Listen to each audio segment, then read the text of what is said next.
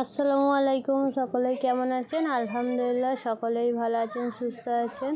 আজকে বিকালে একদম চটজলদি কিভাবে নাস্তা করা যায় সেই টিপসে আপনাদের সঙ্গে শেয়ার করব। আশা করছি ভিডিওটা না কেটে পুরোটাই দেখার চেষ্টা করবেন, আপনাদের কাজে আসবে।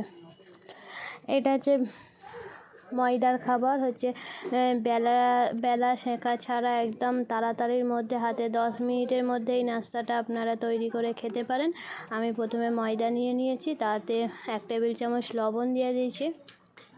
লবণ দিয়ে এতে পরিমাণ অনুযায়ী পানি দিয়ে ময়দাটাকে ভালো করে গুলে নিয়েছি। তারপর এখানে কেটে নিয়েছি পেঁয়াজ, টমেটো, শসা, গাজর আর কাঁচা লঙ্কা। দেখতেই পাচ্ছেন ময়দাটা ঠিক এমনভাবে, না খুবই পাতলা না গাঢ়, ঠিক এইভাবেই ময়দাটাকে ভালো করে মাখিয়ে নিতে হবে, যাতে এমন টফা করে পড়তে পারে। আর এতে দিয়ে দিচ্ছি একটা ডিমটা দিলে স্বাদটা খুবই ভালো লাগবে, তাই এই ডিমটা দিয়েও ভালো করে আমি ফেটে নিচ্ছি। ফেটে নিয়ে এটাকে 10 মিনিটের মতো রেস্টে রেখে দিতে হবে। দেখতেই পাচ্ছেন কেমন, একদম না খুব পাতলা না গাঢ়, কেমন হয়ে এটা গোলা হয়ে গেছে। এরপরে এতে যে আমি শসা, গাজর আরে কুচিয়ে রেখেছিলাম, সেই শসা গাজর অল্প অল্প করে সবই দিয়ে দেবো।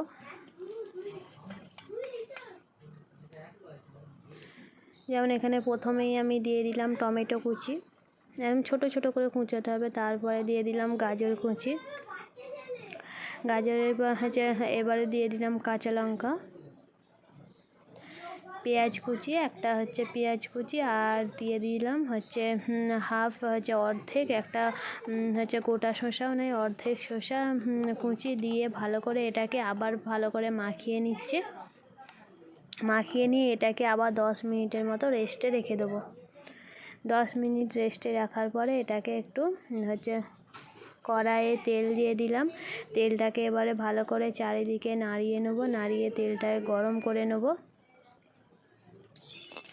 যাদের হাতে একদম সময় কম তারা এইভাবে নাস্তা রেডি করবেন, দেখবেন খেতেও খুবই ভালো লাগবে, হেলদি, আর একদম সময়ও লাগবে না, তেমন কোনো ঝামেলাও নেই। এবারে আমি হালকাভাবে গোল করে দিয়ে দিচ্ছি। প্রথমে অল্প পরিমাণ নিয়ে গোল চামচের মধ্যে নিয়ে এটাকে গোল করে চারিদিকে বিছিয়ে দিচ্ছি, গোল করে দিয়ে দিয়েছি। এবারে এটাকে 3 থেকে 4 মিনিটের মতো ঢাকনা দিয়ে রেখে দেবো। এরপরে ঢাকনাটা খুলে এর অপর পিঠটা ভালো করে উল্টে নেবো। এক পিঠটা হয়ে গেছে, এরপরে অপর পিঠটা উল্টে নেবো ভালো করে। এইভাবে অপর পিঠটা উল্টে নিয়ে এরপরে ওটা নামিয়ে নেব। এবার পরবর্তী অন্যটাও করব ঠিক ওই পদ্ধতিতে। প্রথমে এক পিঠ হয়ে গেলে তারপরে অপর পিঠ ভালো করে সেঁকে নেব, তারপরে তুলে নেব। এমন করে আমি প্রত্যেকটা সবগুলোই প্রায় এই রকম করেই করে নেব। খুব মোটা হলে ভালো লাগবে না, তাই পাতলা পাতলা হলে বেশি সুন্দর লাগবে। দেখতেই পাচ্ছেন কেমন হয়েছে, আর এটা খেতেও অসাধারণ হয়েছে। আপনারাও এইভাবে ট্রাই করবেন, দেখবে বাচ্চারাও খুবই পছন্দ করে খাবে।